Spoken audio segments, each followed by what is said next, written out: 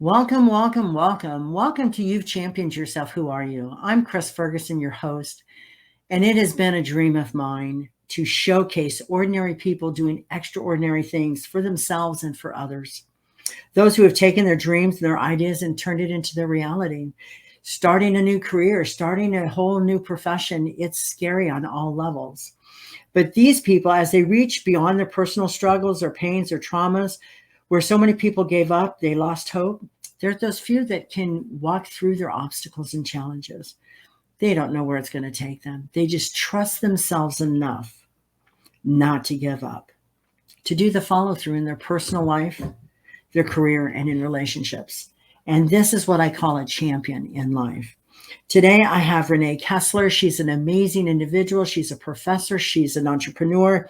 She's an author. And I just love her topic. So let's bring Rena in today. Hi. Hi, Chris. How are you doing? I'm doing great. Happy Memorial Day. Thank you so much. I am from a military family, so it means a lot. Thank you more than you know.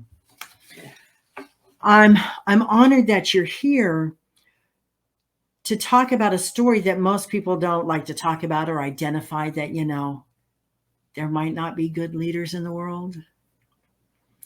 So I wanted to talk to you about your backstory, how you were a professor all these years and then became an entrepreneur to help entrepreneurs. Can we talk about that? We certainly can. Yeah. Well, I'll start with saying I had an amazing career as a professor. I had a blast. And for someone who is relatively independent and likes autonomy and likes to create and generate ideas, being a professor is a perfect profession for those people who are designed that way.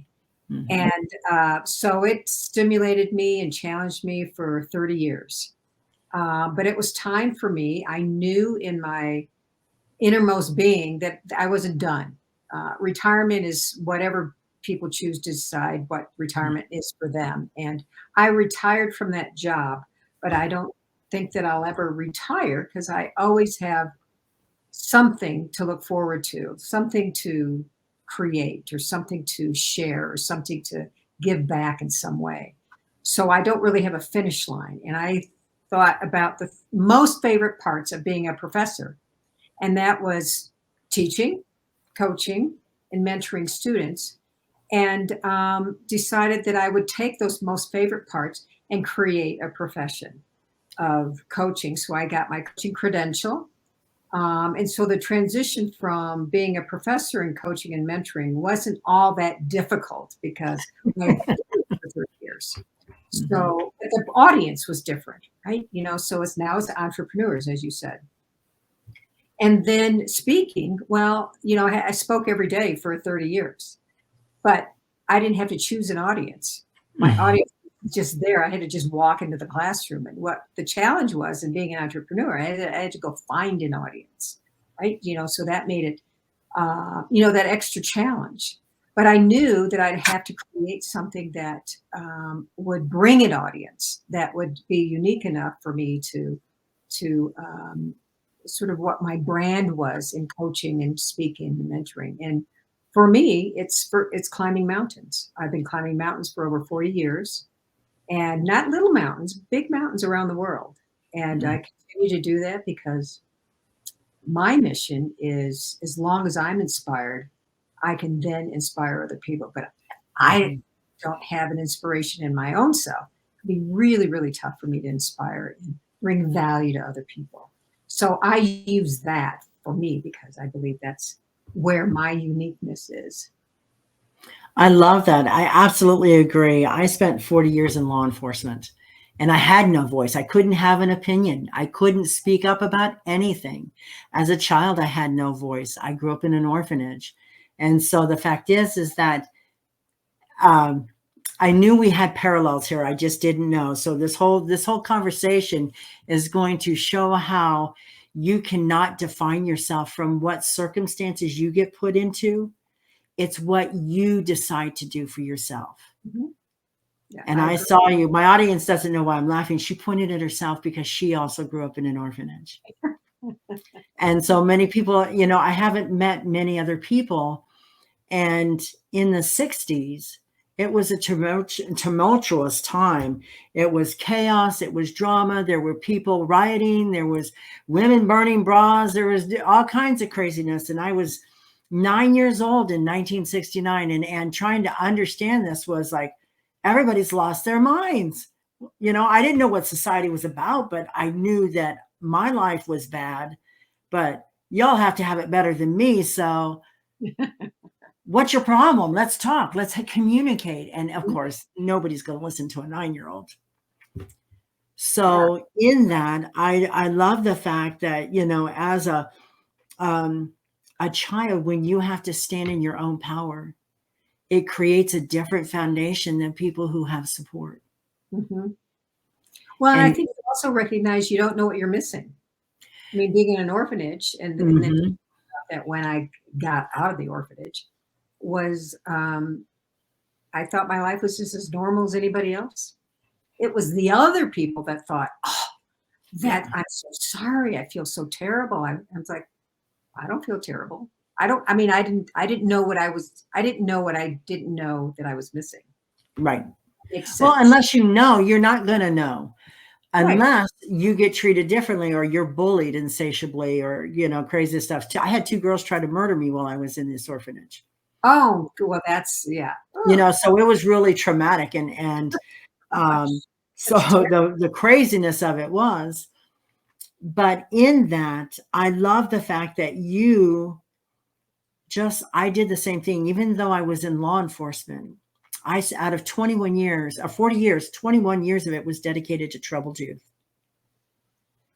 And it was teaching these kids on the streets of Miami-Dade and Fort Lauderdale that the key component in your life is an education. That's how you change your circumstances.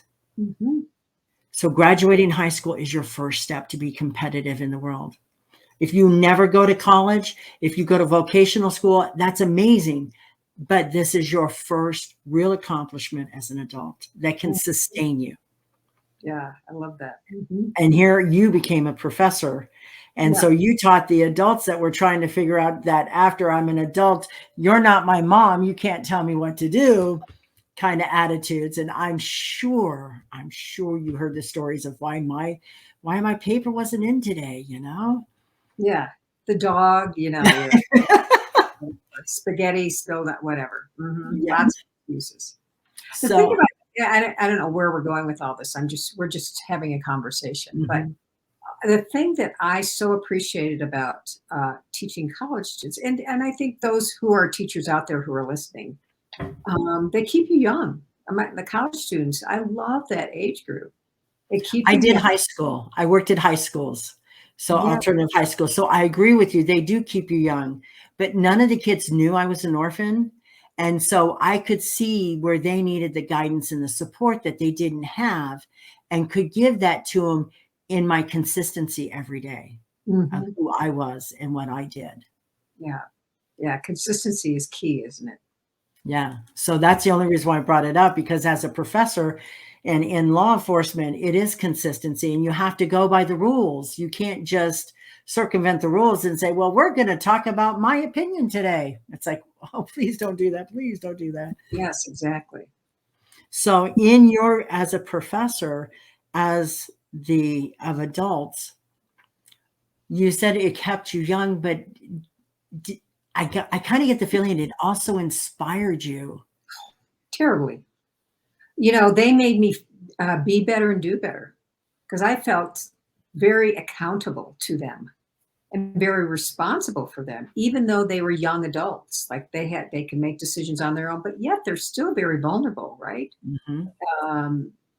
You know, all throughout life, we have vulnerable states, and at that age, their world is open to whatever, and for them not to recognize what's appropriate or what's good or what's, you know, experimentation, all of that, you know, it can be, you know, put them on a road of no return. So yeah, I think, you know, I love that age group and felt very responsible for them and accountable. So I felt like I wanted to be better and do better and extend more because they were looking at me. They Mm. were watching me, as a mentor, as a role model of some sort. And that stuck with me throughout that whole time period. I didn't want to, have them doubt me or doubt someone in that role or so for me, I can't say that for all professors for sure, but for me, I felt very, yeah, I felt like I needed to hold my own standards for them. I did the same. That's the only reason I brought up about the different styles. In Since then, you've become an entrepreneur. Can we talk about what you do? Sure. Yeah, so I've been retired for nearly 4 years, and I would say for the last 3 years, I've really been, you know, working hard at developing this business. And as a professor, you didn't have to create your own website. You had to do that here. So everything is ground level. It's starting a whole new profession. The Mhm. language is different. The mindset is different from an educator to an entrepreneur. Mhm. There's some overlap, but essentially, I had to learn the lingo of being Mm. a business person and an entrepreneur. I hardly knew how to spell entrepreneur when I started. E before the U or the U before the E after the N. I was like, I got to Oh. get this down if I'm going to be this. So, but it's been really fun. And, I think joy is a big piece of it, right? Because I wouldn't be doing it if I didn't enjoy what I'm doing Mhm. and feel Mhm. like I have something to give back to, the listening audience or people who come to me. So, coaching is I was going to say it's my primary. It is my primary because I coach in everything that I do. I coach in my speaking. I coach in one-on-one. I do masterminds, which is group coaching. I do them outside on trails. I do masterminds up and down a hiking trail. I take people on hikes and we create a topic and business people and leaders come and we talk about things that directly impact their business. So I don't know. I'm not sort of a one line identification fits all. I create Mhm. things that I think that are uh, my way of giving back, and always love incorporating the outdoors in some way. I love that. I used to hike. That was one of my way of I grew up in Colorado. So that was one of my ways of dealing with go out in nature and get out of your head, get out of your mind. Mhm. And I've hiked a lot of Colorado, Pikes Peak, Wolf Creek Pass, Continental Divide, Yeah. Durango, Silverton, Hmm. um, Ouray, Breckenridge, Winter Park, all of those places have hiked them for years. And so, are you in Colorado? Yes. So Yep. you know the trails I'm talking about. They're not Oh, easy, oh but no. if you stay in your step, stay in what you know and how you've been trained to hike, Hmm. you can do anything. Hmm. Yeah, I And agree. you don't realize you've actually traversed the mountain till you get there, but you took it one step at a time, right? Right. It's what put one foot in front of the other. I mean, that's life, isn't it? That's how you Mhm. grow. That's how you get to where you want to go and reach your summit and then come back down and go to your next summit. Is how I identify it as. So But I can relate with your hiking with these business leaders because a lot of them have never been that physical in their life. that's right. And so this is completely and totally out of their comfort zone. And that's a very That vulnerable space. but I think what's attractive is that people are the real deal out on the woods and on the trail. They're not hiding behind that people hide behind clothing, but clothing can be a bit of a barrier for Mhm. people to be authentic and communicate openly. And they're in a building and they're inside and those kinds of things. Something about the outdoors and you can dress anyway as long as you're comfortable and have your layers and your hair is blown all around and you don't look perfect. It's something about the natural environment breeds that authenticity and that informality enough for people to easily connect and want to connect with other people in the group, which is not always the case in a typical networking event. And I do them both, and there's value in both, but I am biased because I'm an outdoor girl. I Mhm. am too. I am too. I have to admit, I was that tomboy. I used to, um, I used to swim and as a preteen, and I made it all the way to the Junior Olympics. But I knew that was my end goal Yeah. because there's no way that the orphanage was going to give me permission or some, coach permission to take me beyond that, and they weren't going to pay for it. Hmm. So the thing is so in 1973, I took the Junior Olympics in my age group, and that's something nobody can take away from me. Absolutely not. And Hmm. so the fact is so it's those stepping stones that help you create who you are. Hmm. And I love the fact that you use nature because I live in Tennessee now and I do the hiking here. It's my halfway back to Colorado, Wyoming. I've Yeah. hiked all of Wyoming too, so just so Me you too. know. Me too. And so in that, I don't have to the 10-foot snow drifts that they get in Wyoming, and I don't get the 70 below zero wind chill factors that they get in Wyoming. So it's kind of like uh, I'm enjoying the seasons. Yeah. Hmm. That's And not 7 months of winter. well, I heard you guys had snow last week. We did. Oh my gosh. But it was melted in a day or day and a half because it was such a wet, heavy snow. And it Hmm. didn't get on the roads. It just was a lot on the trees and trees coming down and electrical lines coming down because it was such a heavy, heavy, Hmm. heavy, wet snow. So Yeah. I'm glad everybody's safe and good. But back to you. Let's talk about the power in knowing your purpose.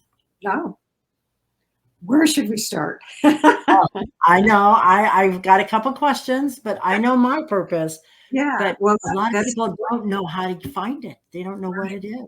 Well, since we're maybe eventually we'll talk about the books, but this book here is starts with this. The first couple of steps is identifying your summit, which is a summit could be a goal or an aspiration or a desire or a dream, but you just haven't put a step toward it. And the second chapter is about your why, which is really your purpose. So if you've identified this summit goal or something you want to shoot for, but you don't know why you're doing it, then there's something missing. And the why comes from here, comes from your purpose. You just know. When you know your purpose, there's no question about it. When you are making a decision, once people find their purpose, and it's not purpose from one thing to another, it's a theme in their life. It's a Hmm. theme that runs in through everything that they do. So when I discovered, I think my purpose was when I climbed my first mountain in 1977. And it Mm. sounds so odd that how'd you find your purpose on a summit? Well, it was less about getting to and it was in Wyoming. It was in a peak called the Petroleum Peak in the Wind River Mountains in Wyoming. Hmm. I was in college. The peak was over 12,000 feet. I grew up in the Midwest, so I'd never seen a mountain before, let alone climb one. But it was something that happened here that changed the trajectory of my mindset and my future. After coming down from that mountain, I thought, what has just happened? It was challenging. It was hard. It's something I never saw myself doing, but it completely, I think it was the amount of challenge it created Hmm. and the will that I had to climb to the top of this mountain because it was a technical climb, ropes and harnesses and everything to get to the top. And and I was so inspired by what had just happened, and I couldn't wait to share it with everybody. Not to say, "Aha, yay, yay, look at me." It was about I wanted other people to experience that same sort of in-depth emotion that Hmm. drove me throughout my whole life and my career. Mm-hmm. And it wasn't that I had to take other people on the mountains, but I have. But it's more about the metaphor that I often use and still use in my coaching about what it means to get to the summit. It takes a lot of focus. It takes a lot of desire. It takes a lot of will. It takes a lot of perseverance and determination. If you want something, your summit, it's got to come from deep, and you'll get there if it's part of your purpose. So, yeah. I love that. I love that. I love that, because in the backstory of me was that my brother was killed when I was 20 years old. Hmm. And there was no justice for his death. He was hit by a drunk driver. And in that, I wanted revenge. I wanted to avenge my brother's death. And I'm having all these thoughts about how I'm going to go do it. And I was a new mom. My daughter was just shy of a year old. And so I picked her up. She started crying. I picked her up, and I heard this voice, this innate voice. It wasn't a person. I was alone, just me and my baby. And I heard, if you enact what you're thinking, if you go through with what you're going to do, you're going to abandon her like you were abandoned. And I was like, oh, what the world was I thinking? I mean, I was grieving. I was out of my mind, but I had lost the focus. And so my why was for the underdog, for that one person that doesn't get justice through law enforcement, through the court systems. I wanted to be that officer that could do what they could do every day to bridge that gap. If I wrote, and again, like you said, be better, if I could write that report that would reflect the circumstances and it helped them accomplish, achieve what they needed to get done and fix that injustice, I was happy. Mm-hmm. And so that's how I got into law enforcement. I was a rebel as a kid. Thank God they didn't have cell phones back in my day. I would probably be in so much trouble, because kids nowadays, I feel for them, because there's a cell phone every foot you walk around, every place you go. Somebody has a cell phone and somebody has a platform to put it on. And the sad part is they don't call 911 first. They want to get it all on video. Mm-hmm. And so, like you said, it is climbing that summit. It is climbing that mountain. So when you learn your purpose and your why, it becomes ingrained in you that it's second nature to you. Exactly. I like how you put that. It is second nature. When it comes to the decision, should I take this job or that job? Should I go in this direction? Should I go in this direction? You go right back to your purpose. It's like, this aligns with my purpose. This does not. Bing. I've already made my decision. And a lot of times, if it's really your purpose and that's your why, there's no decision to make, because all of a sudden it's like, no, I have to go left. Yeah. I have to. I don't have a choice. I have to go left. Yeah. And that's how the strong, and for my audience to understand how strong purpose and passion is. Mm-hmm. When you have it, there's no options. It's the left. It's either the right that's right in front of you, or the right, whatever that passion is. You have to make that turn. I agree. Jim Carrey, his purpose, his line for his purpose is to free people from worry. That's his purpose. And I think, okay, so we all know him as this funny Dumb and Dumber comedian, right? Mm-hmm. But he's so much bigger than that. Mm-hmm. So if he's freeing people from worry, he could do, his infamous graduation speech that, was all over the internet 4 or 5 years ago. And, but it's freeing people from worry. And I thought that is really, very tight and very articulate. It's not about being the comedian. It does free people from worry when you're making them laugh, but he's also getting them to think and to be better and do better too. And I've just really appreciated that about him. I've learned more about him because of that purpose. It's bigger than just standing on stage and making people laugh. And I see a lot of comedians, like Robin Williams, for me, was a big influencer about how you could take pain and laugh at it and it was okay. And so nobody knew what he was going through internally. That's because right. he was of service for everybody else and wanted to make everybody else see the different sides of life, but to be kind and to be gentle with it. Hmm. So I absolutely agree with you.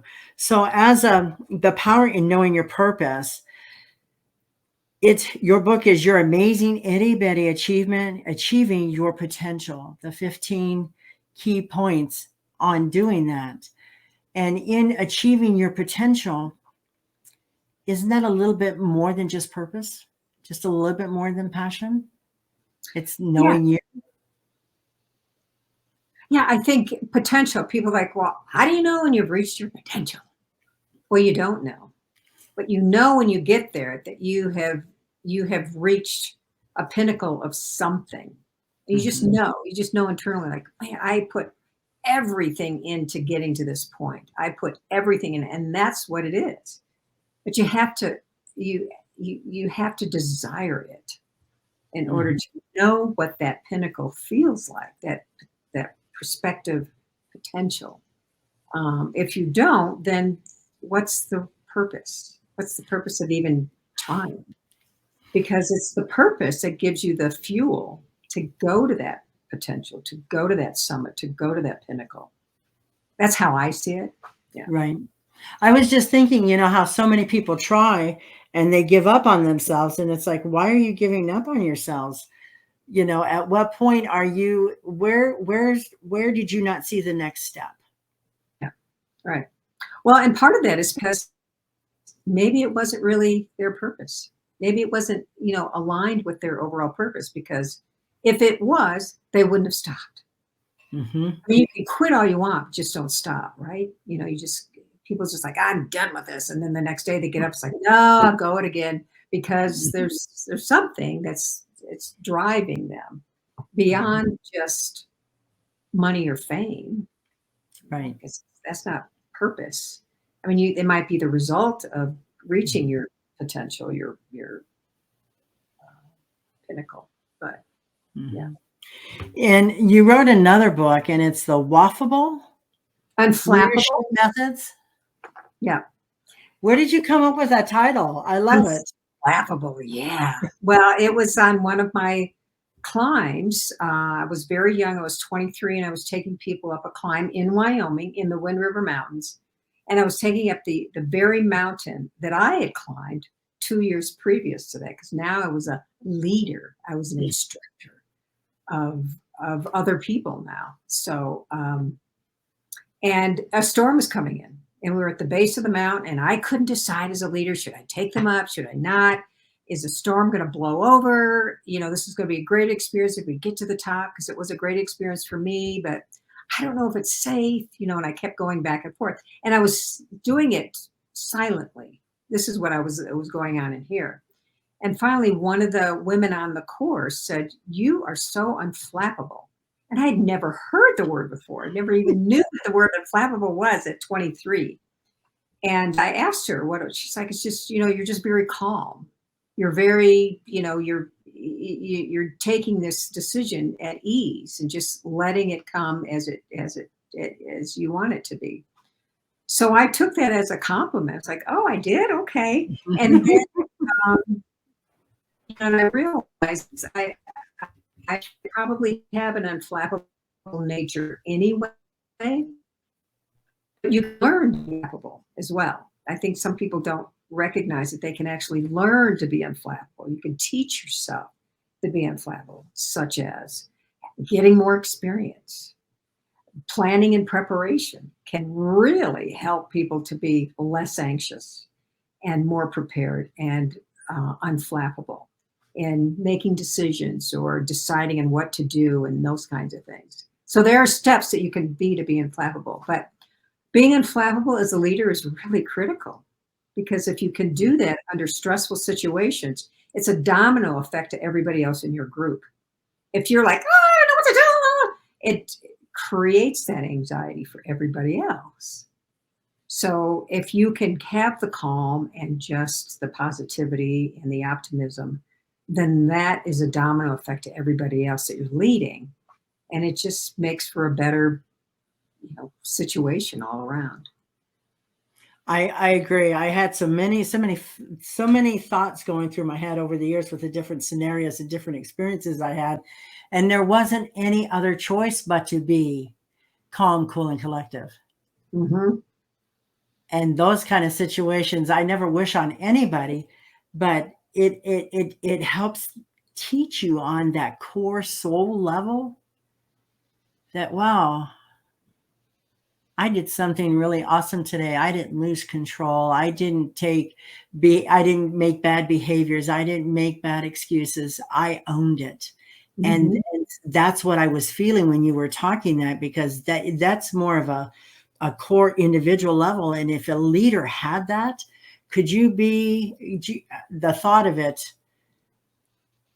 I mean, I've been qualified. I was a chief of security. I was policies and procedures manager. I was chief of security. I've had all these titles in a male dominant career, but it was because of just that. And I don't speak much about my law enforcement career on the podcast, but it is rising to, as you say, those summits. But in those summits, there was a lot of challenges, and being a woman in a male dominated field, it's like doubly hard. Mm-hmm. Yeah, exactly. It is, and climbing mountains is very, I mean, not as much. I mean, it still is male dominated. People think of, oh, climbed a mountain. Oh, well, did he lead you? And no, she, meaning me, or somebody. And they're not baddies for that. We do that with lots of different professions, right? We still Right. call physicians he's, um, Right. and lawyers he's. Yes. Nurses are always she's, right? I get it. I get it. But it just, because the profession was in my time back in the, 80s, 90s, and 2000s, it was all about, I was one of 3 females working in a men's penitentiary. So I didn't want to get stuck in the control housing. So I became certified in firearms, which put me out in the towers, and I had more flexibility, and I didn't have to be stuck in this, 8x8 cell. I could drive around in a vehicle. So it was using those things to my advantage, but it meant I had to, as you say, and I say to my clients, if you want better, you have to be better. Exactly. Mm-hmm. So I love the fact that you did that. But as leaders, they have many skills, but in the skills, what is it that you define as a good leader? Mm-hmm. That is such a big question, right? Um, I look at leadership as starting with you, the person, because it's not about a title, it's not about a position, it's about you. And if you don't have you together, what you honor, what you see as valuable, what your values are, if you don't recognize or identify those, then it's going to be really tough for you to lead, because the leadership comes from you, comes from your core and how you see other people and how you treat them. Um, one of the quotes that I created in writing this book is influence without leadership is dead end leadership. Influence without character is dead end leadership, because we can all influence people in a good way and not such a good way. Mm-hmm. So it's beyond that. But influence without character, I believe, is dead end leadership. You're not going to get very far if you don't have integrity, if you don't have character, good character, not like a character, but character, which Mm-hmm. is integrity and honesty and trustworthiness and honoring other people and, beyond yourself, that kind of thing. All those is leadership to me. There are plenty of people who have high-ranking titles and positions who are terrible examples of leadership, and people I wouldn't want to follow. Mm-hmm. So it's the book is about the mistakes that I've made as a leader when I'm taking people out on climbs, because it's all transferable. You don't have to be a mountain climber to get this book, to get Mm-hmm. the components from the book. It's about you. It's about how you lead and being vulnerable enough to say, you know what, I really messed up here. And this is how I messed up, and this is what I would do differently the next time around. We've all been there, right? Sure. And but the thing is it's that human quality as a human leader, as a human being, and sharing that with your staff, they learn to respect you because it's you're not godly to them or expect them to see you in a godly way. Mm-hmm. Yeah. And there's a lot of those leaderships out there too. And then Yes. they're what I have titles for them. I mean, I became a criminal profiler, so the human character. So you have the Hitlers of the world that are just dictators. Right. And then you have those passive aggressives that want to lead, but they want to blame everybody else for when it goes down instead of saying, okay, I approve this to go down. It's mine. I'll own it. Yes. And Right. then the third, you have those that are just dumpers. They dump on you. They just, when they're having a bad day, they don't care who's around. They'll pick somebody and just dump on them. And it's you. Well, okay, I didn't have anything to do with that. But okay, you talk to your employees this way, somebody call 911 because he's having a medical emergency. I'm just saying. Mm-hmm. Because it's just, you can't do that to employees. That's right. Yeah. Yeah. And then what does a good leadership skill look like? Well, I guess it's what we define as a skill.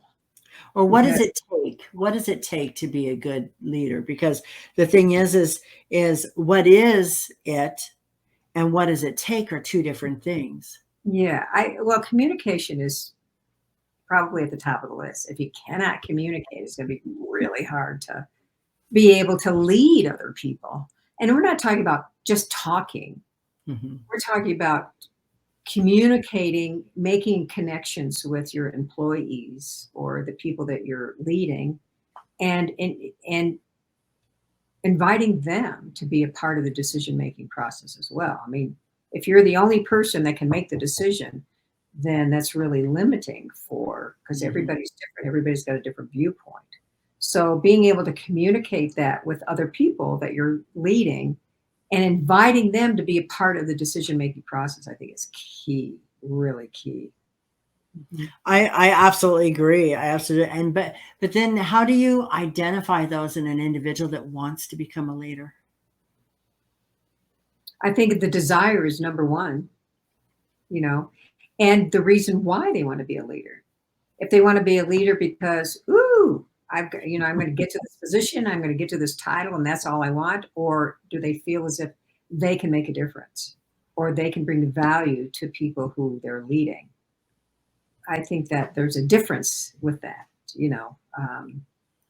So oftentimes people look at leaders as wanting to be in the spotlight. Well, that's probably not the person that I would want to hire, because it's not about a spotlight. It's about what they can bring, what kind of value they can bring to other people. I love that because it absolutely is true. If you're going there thinking team starts with I, you have a problem just from the onset with that. Mm-hmm. If your employees are supposed to be your shining glory, then why don't you recognize them as that instead of saying me? Exactly. Mm-hmm. Yeah. So I love this because I didn't have. I mean, I have my degree. I went back and got my bachelor's degree in criminal justice administration, but in that, as going up through the ranks of dispatcher, correctional officer, officer on the streets, you learn by watching people.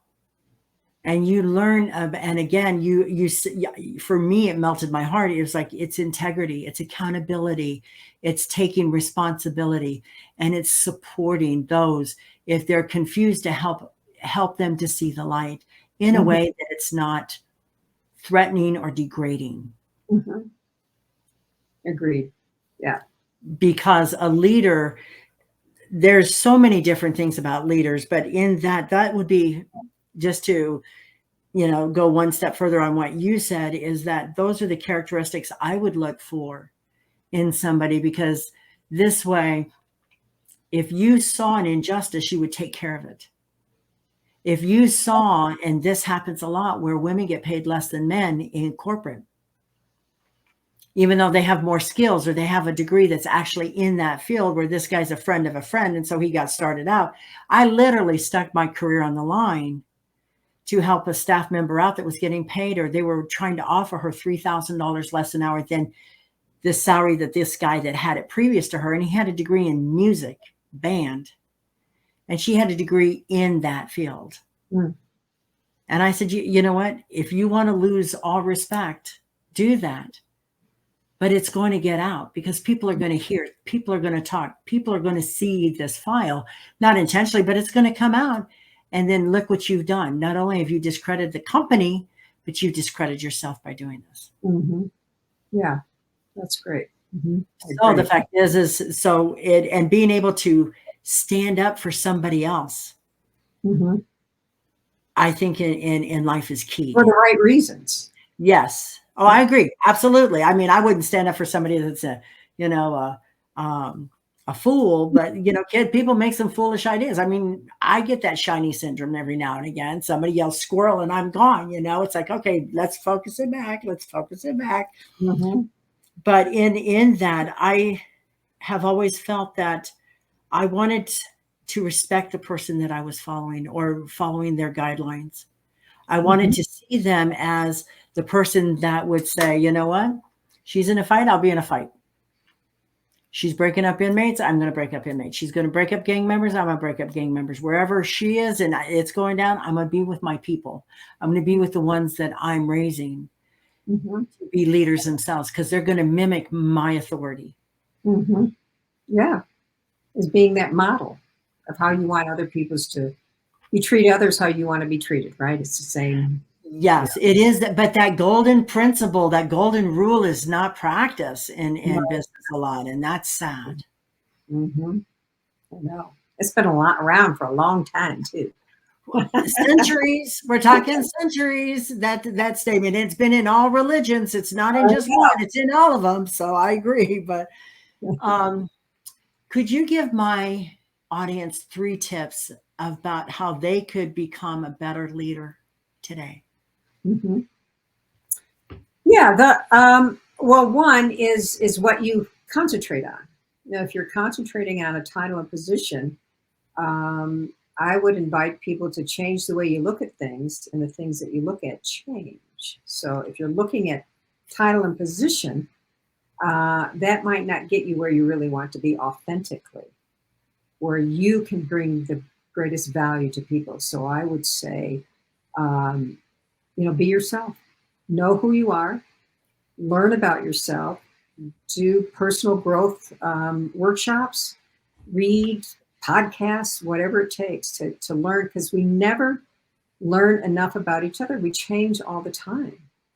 And it's a lifelong process to take care of yourself. But learning about yourself and how you communicate and how you come across to other people is key to leadership. Number 2 it goes along with this statement, and that's just character. It's knowing what your character is, and being able to feel really confident and solid about your character and how that comes across to people that you're leading. And then 3 is all the skills, all the training. I put that down to number 3, because knowing yourself and learning about yourself is going to be harder than getting any skills and training. People can get skills and training anywhere, on the internet or a workshop, or call somebody up. It's there. You can get any credential that you want. Pay the money and you get the credential. But it's the other stuff that's harder to navigate through, and recognizing who you are. And let's work on your purpose.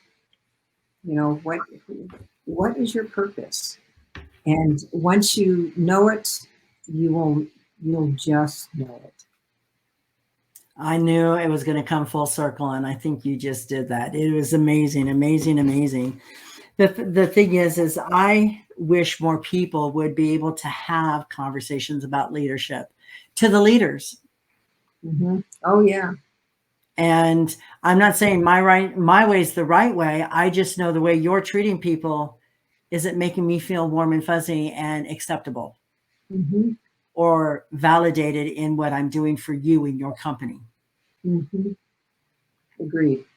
So if you can do that, then I can be loyal. When you show me that I'm valuable to you, then I'm going to take that extra step and I'm going to be better to do my job, be better to do what I do, to learn more. And what is that old saying? It says, people don't leave a company, they leave a boss. Yeah. And I think that's exactly coming full circle, Yes. I think that's true. Yeah. Mm-hmm. because most people will go to a job and stay at a job for 40 years and be miserable. But if they're treated nice, they don't care. They're going to give even 150%. Mm-hmm. But when you start treating people bad, your turnover rate is going to be astronomical. Mm-hmm. Very much so. Mm-hmm. Renee, thank you, thank you, thank you. I honor you for being here. I thank you for being a professor. I know what the education system's like. Unfortunately, I've had to walk some teachers out of the school into a police car. So I truly, truly understand. And I had high school kids. So, Yeah. I thank you for being here. And I always have this softness for educators because you spend more time with these individuals than their parents do. Whether it's college or high school or middle school, you spend more time with these kids than anybody does. Yeah. And I love the fact that you're accountable and responsible and you want to be that role model. Yeah. You're the one that I always made sure, you know what? It's like, those are the kind of teachers I wish I had. Mm-hmm. Who So took their job seriously, I think. Yeah. you do. And when you have nothing, having good grades, somehow I just knew I needed to have good grades. Mm-hmm. So it was all about good grades and getting an education. And it has served me well in my life. Yeah, it does. Mm-hmm. Well, thank So you, Chris. I really enjoyed this. This has been a fun, interchange and conversation. So I appreciate the well, invitation. like I said, it's just like sitting down having a conversation, but we have a lot in common here. But you being in Colorado, I grew up in Colorado and lived in Wyoming for a lot of years before I Yes. decided to go crazy and move down to South Florida. But anyway, Yeah. thank you, Renee. Hold on one second. Hold on. Okay. It takes a special kind of individual to dream their dreams, their thoughts and ideas, and turn it into their reality. Whether it's your initial career or a second career, Rena Koesler has stepped past those fears, the unknown. She stayed the course and had the courage to do the follow through to the end. Rena Koesler, you've championed yourself. Now we know who you've become. Thank you for sharing your ideas, your thoughts, your books, and your dreams with us today.